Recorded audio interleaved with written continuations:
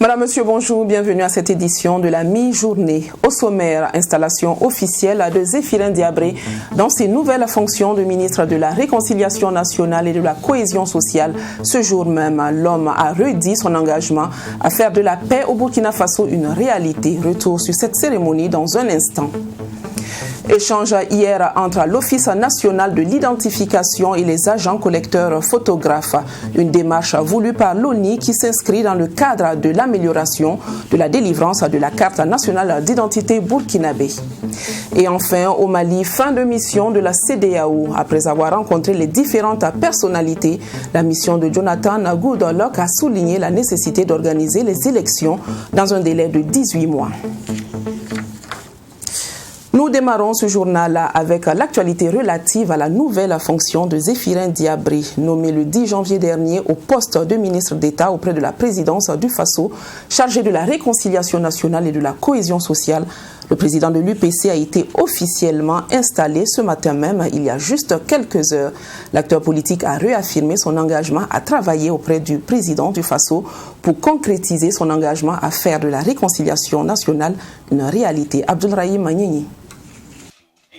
Solennellement installé dans vos fonctions de ministre d'État. Ainsi, Zéphirin Diabré est officiellement installé dans ses fonctions de ministre d'État auprès de la présidence du Faso, chargé de la réconciliation nationale et de la cohésion sociale par le secrétaire général du gouvernement. Les premiers mots du nouveau ministre sont des remerciements à l'endroit du président du Faso pour la confiance placée en lui. Servir son peuple est un plaisir pour moi, a laissé entendre Zéphirin Diabré, qui mesure la lourdeur de la tâche à lui confier. Le président du Faso veut que, très rapidement, les Burkinabés, déchirés par tant de choses, soldent les comptes, tournent la page et regardent résolument vers l'avenir. Notre pays est assailli par beaucoup de défis. Et l'une des conditions qui nous permettront donc de les surmonter, c'est si nous nous parlons entre frères et sœurs du même pays et que nous sachions regarder donc dans la même direction. C'est dans cet esprit-là que je m'engagerai corps et âme dans cette mission lourde, difficile, mais passionnante, qui en fait ne m'est pas confiée à moi, mais est confiée à l'ensemble du pays. C'est le genre de mission où il n'est pas possible, ni même envisageable d'échouer.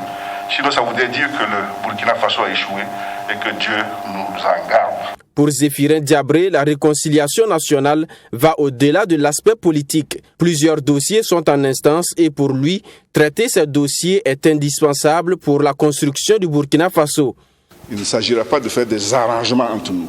Il s'agit au contraire de nous atteler à regarder comment notre pays, du fond de sa société, a évolué et quelles sont les déchirures qui sont apparues et qui nécessitent qu'on se remette ensemble. Et vous les connaissez parce que vous les vivez. Nous avons, par exemple, plus d'1 million de Burkinabés qui sont déplacés, qui ont peut-être le sentiment, souffrant dans les cas, pendant que les autres mènent une vie paisible et même à la limite insouciante, qu'eux ne sont plus des Burkinabés comme les autres. C'est un problème de réconciliation nationale. On a des groupes, alors j'utilise le mot ethnique, mais au sens noble du terme, qui, à la faveur de la crise sécuritaire, pour des raisons allant dans un sens ou dans l'autre, ont parfois le sentiment qu'ils sont stigmatisés, rejetés. C'est une question de réconciliation nationale. À ces questions, le ministre d'État chargé de la réconciliation nationale ajoute les conflits autour de la chefferie coutumière et d'autres cas d'exclusion sociale. Pour réussir sa mission, Zéphirin Diabré dit compter sur les autres membres du gouvernement et sur tous les Burkinabés. Voilà qui est chose faite. Cependant, nous ne perdons pas de vue le fait que l'Union pour le progrès et le changement de Zéphirin Diabré a quand même été durant 5 années la principale partie de l'opposition. Aujourd'hui, le parti a rejoint la majorité présidentielle. Un grand départ qui pourrait avoir une toute autre coloration dans la sphère politique à burkinabé. Bernard Bougma et Lionel Bilgo, tous deux analystes politiques, vous donnent leur lecture de la situation. Toujours au micro de Abdoulrahim Magnini.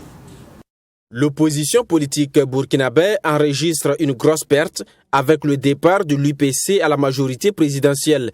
C'est l'avis de Lionel Bilgo et de Bernard Bougouma, tous deux analystes politiques.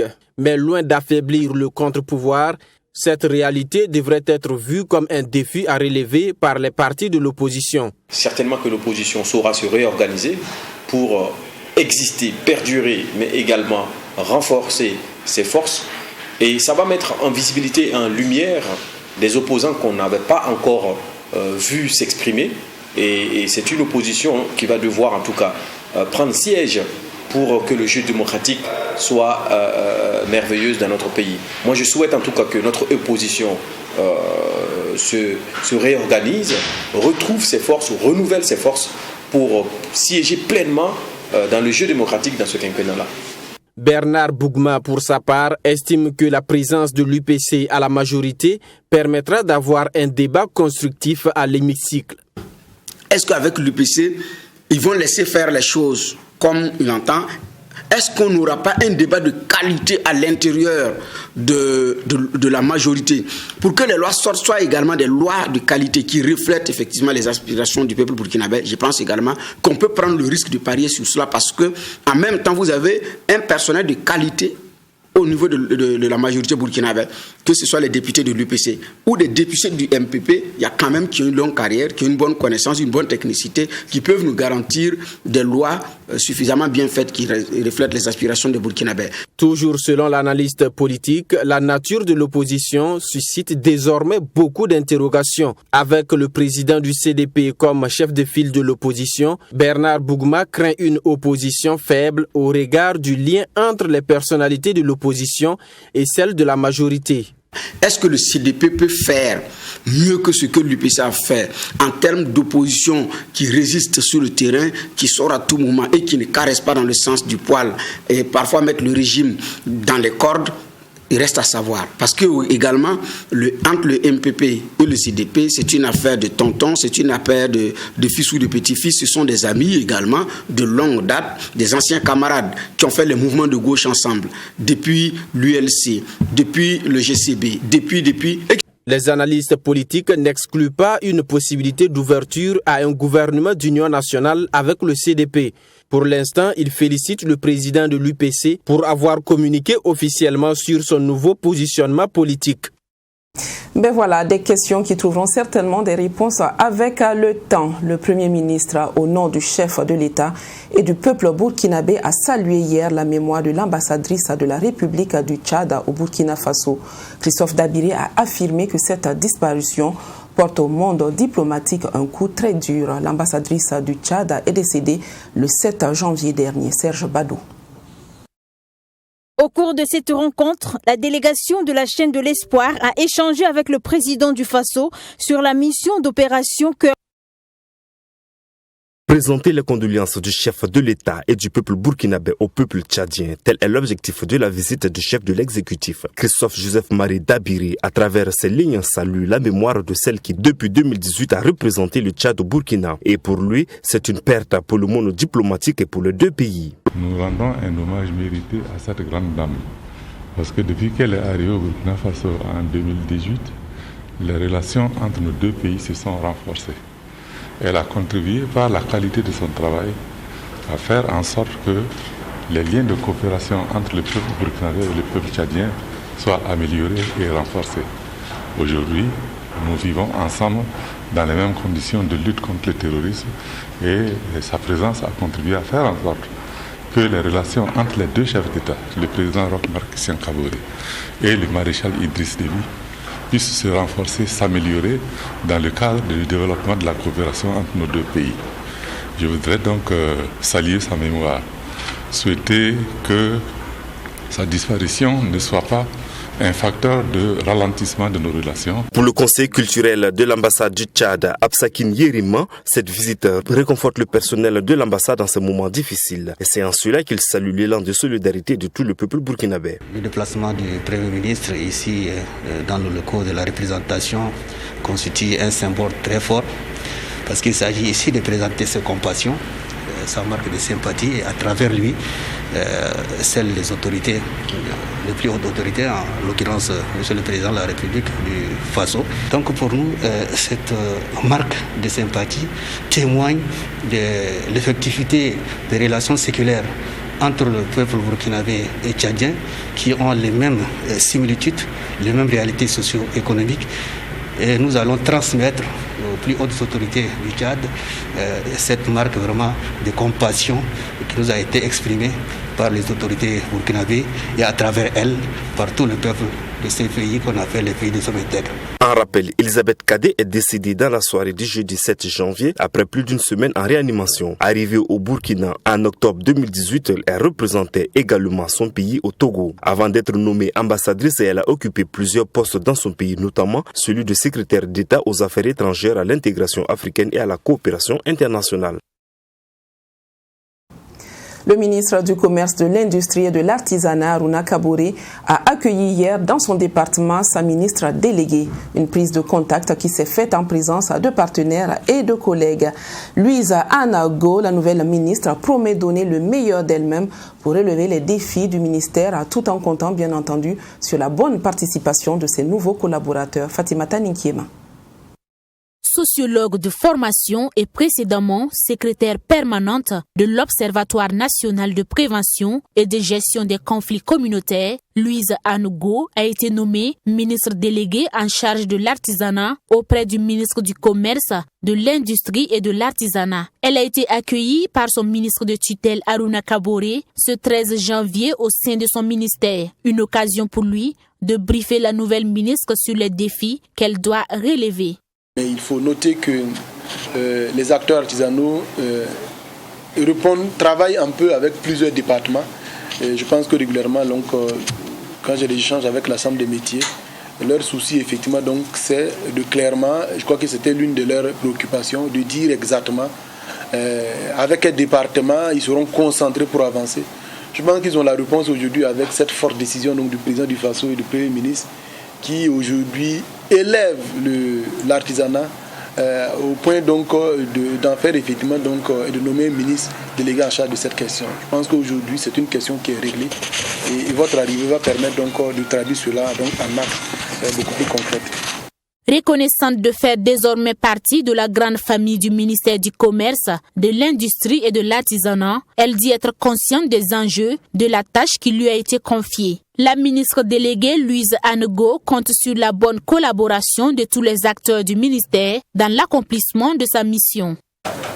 Bien consciente de la mission qui m'a été confiée de vous, je m'engage résolument à travailler dans une parfaite collaboration, en concertation avec les agents de ce département et les acteurs du monde de l'artisanat à sa vitalité et à son rayonnement. C'est avec beaucoup d'humilité que je prends l'engagement solennel de mettre tout en œuvre pour la création d'un environnement propice aux innovations dans le secteur de l'artisanat et répondre efficacement aux énormes exigences du moment. La ministre déléguée chargée de l'artisanat promet s'atteler à l'organisation et à la professionnalisation du secteur de l'artisanat au Burkina Faso. Elle entend également travailler pour améliorer l'accès des entreprises artisanales au financement et favoriser l'ouverture du marché aux produits artisanaux. La Direction générale de l'Office national de l'identification ONI a tenu une rencontre d'échange avec les agents collecteurs photographes de la ville de Ouagadougou. Il s'est agi pour l'ONI de faire le bilan des activités de l'année précédente et de recueillir des propositions des collaborateurs pour améliorer le service d'identification. La rencontre a eu lieu hier. Michael Tougri vous en fait un point plus détaillé. Avant l'ouverture des travaux de la rencontre, c'est un directeur général de l'Office national d'identification ONI qui félicite ces hommes pour les performances réalisées en 2020. Sur un potentiel d'1 million de demandeurs de carte nationale d'identité burkinabé, dans la ville de Ouagadougou, plus de 600 000 personnes ont été satisfaites. L'ONI veut continuer à être plus proche des demandeurs de carte nationale d'identité, mais aussi de les satisfaire en temps. C'est toute la démarche des premiers responsables de l'ONI qui ont décidé de rencontrer les agents collecteurs photographes et les agents des centres intermédiaires de traitement des données de la ville de Ouagadougou. Il nous faut constamment revisiter nos procédures, revisiter nos manières de faire et donner des instructions assez claires pour faire en sorte qu'à la sortie de cette première rencontre, nous puissions arrêter les bonnes pratiques qui puissent être dans l'intérêt supérieur des citoyens, mais aussi pour la fluidité de la délivrance des cartes nationales d'identité au profit des citoyens encore une fois.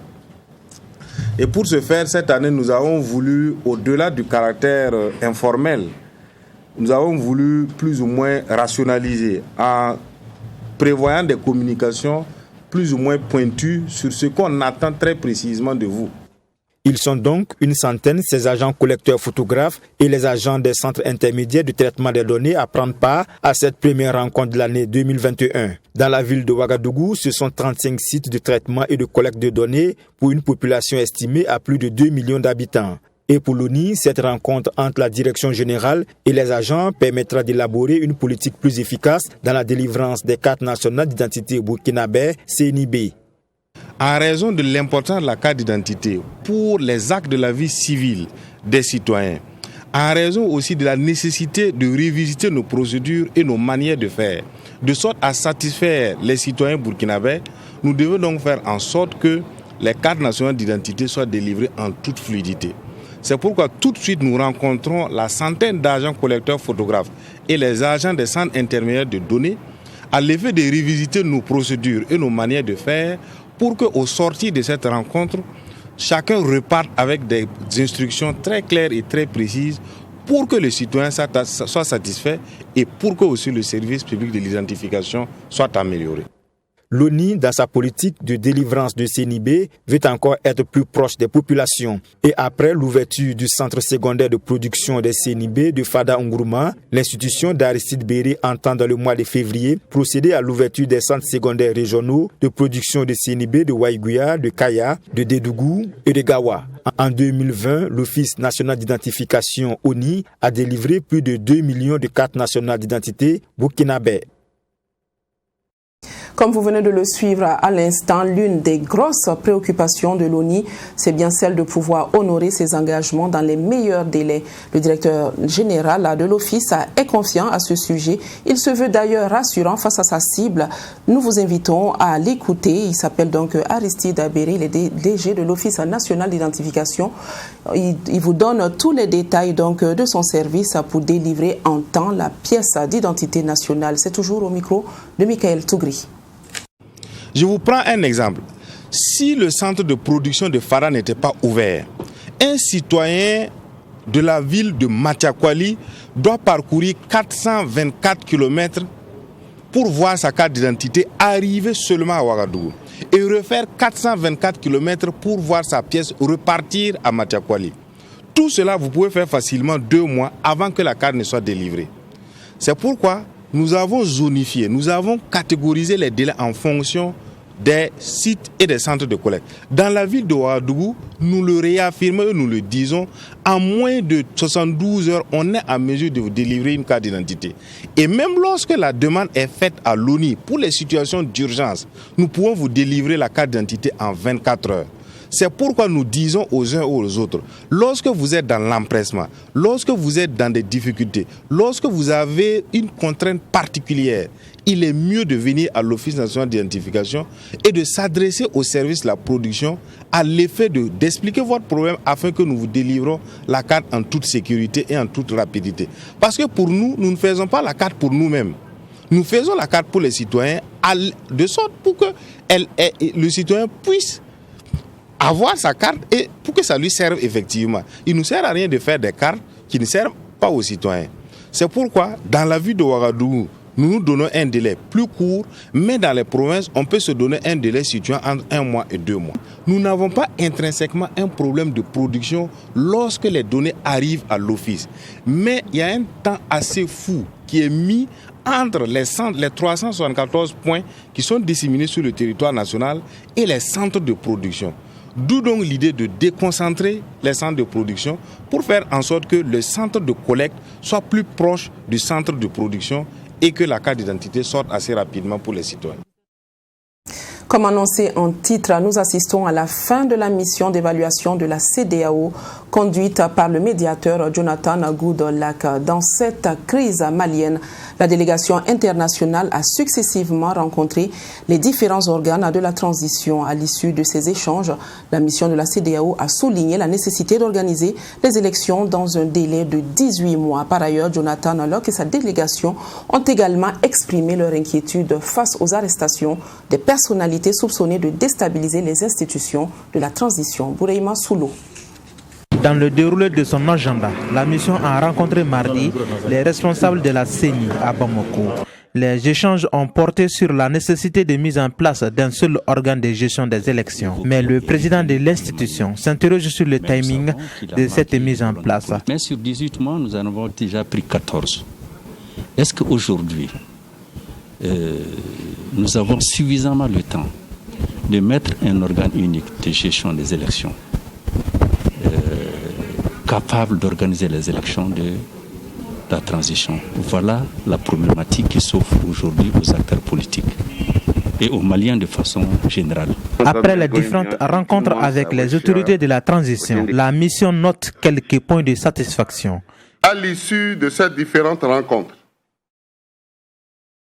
et tout en notant l'insuffisance des consultations relevées par de nombreux acteurs, la mission a noté des avancées relatives à la mise en place des organes de la transition et la nomination de tous les responsables des différents organes de la transition, notamment le président, le vice-président, le premier ministre et le président du Conseil national de la transition. Toutefois, la mission n'a pas manqué d'exprimer son inquiétude face aux arrestations de plusieurs personnalités. Par ailleurs, la délégation de la CEDEAO s'inquiète des interpellations récentes liées à une tentative présumée de déstabilisation et d'atteinte à la sûreté de l'État.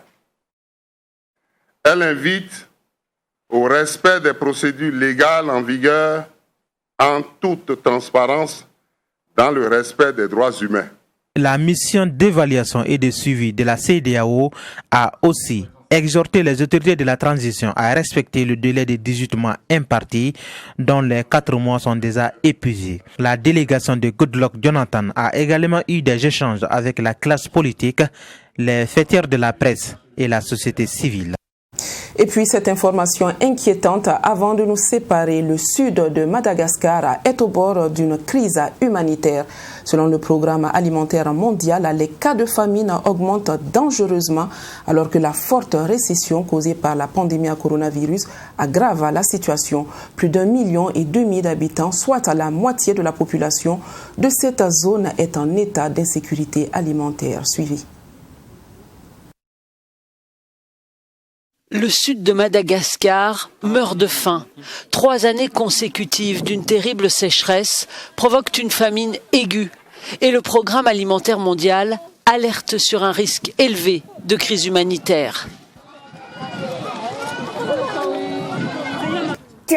Nous avons encore quelques feuilles à manger, dit cette vieille femme. Quand je ne peux pas aller mendier au village, je dois creuser dans le sable. Hier et aujourd'hui, je ne pouvais pas y aller. Je me sens très faible. Quand on ne trouve rien sous le sable, on boit de l'eau de mer. C'est mauvais pour notre santé, mais nous n'avons pas le choix, car sinon nous n'aurions rien dans le ventre.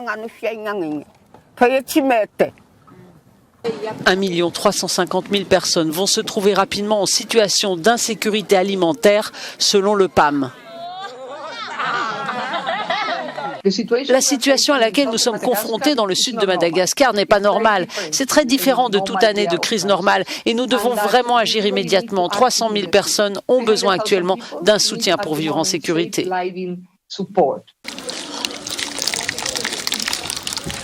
Les familles mangent des fruits de tamarin mélangés à de l'argile. Les enfants abandonnent l'école pour mendier. La pandémie a fait disparaître beaucoup d'emplois saisonniers qui permettaient de survivre une fois les réserves épuisées entre janvier et avril. Ben voilà, c'est la fin de cette édition. Je vous quitte sur cette photo de Kalebassa Delay, qui est originaire donc de l'ethnie Peul. Et le peuple Peul est une ethnie burkinabé que l'on retrouve majoritairement dans le Sahel. Je vous donne rendez-vous à la même heure demain. Agréable suite de programmes sur Tri TV, la télévision interactive.